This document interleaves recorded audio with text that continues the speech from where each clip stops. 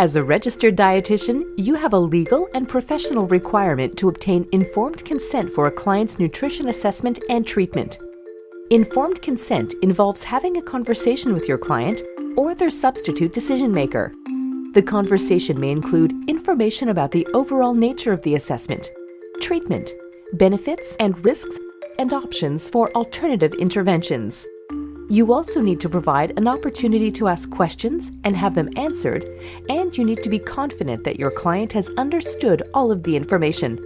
Let's call this the consent discussion.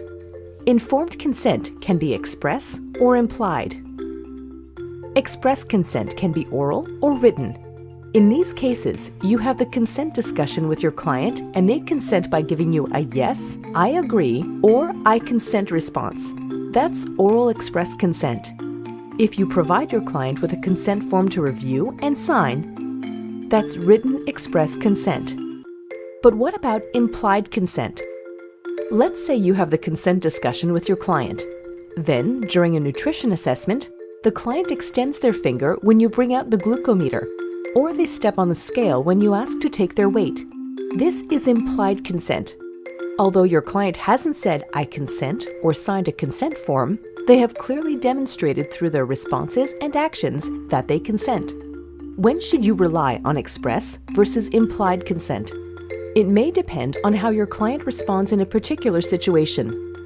You should also exercise professional judgment and consider organizational policies, the degree of risk to clients, and the nature and extent of the treatment. Express versus implied consent is simply about how your client communicates their consent. Regardless of how consent is communicated, it must be voluntary and informed. Consent is all about respecting your client's right to make informed decisions about their health. Clients should always understand what will be done to them. Wouldn't you want the same opportunity? For more information, visit collegeofdietitians.org.